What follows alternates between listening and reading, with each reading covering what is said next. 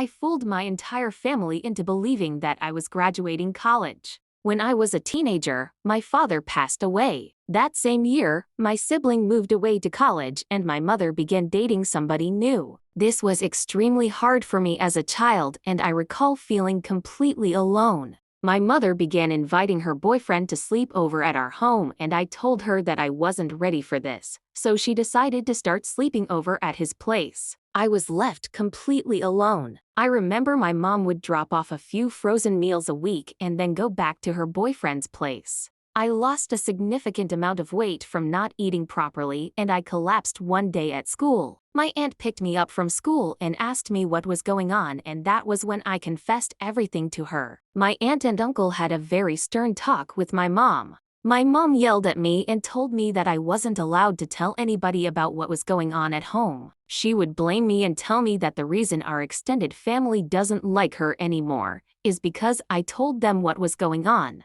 Fast forward to college, my mom told me that as long as I didn't share what was going on at home, and that as long as I was nice to her boyfriend, she would pay for school. During my junior year of college, I became severely depressed. I developed an ED that impacted my ability to be physically present in class, and I began failing all of my courses. I didn't know how to tell my family, so I lied a bunch and played along as if everything was fine. I even convinced one of my friends to pretend to be a school counselor and talk to my. Once graduation time came around, my mom began planning a party for me and invited all of our friends and family. I accidentally left my school login info on her computer, and she saw my grades. Everything collapsed under me, and my family began hating me. My mom kicked me out of her house, and I went to go live with my aunt and uncle. I attended a handful of family interventions. I have apologized, and I have tried to rebuild my relationships. I also went to treatment for my ED.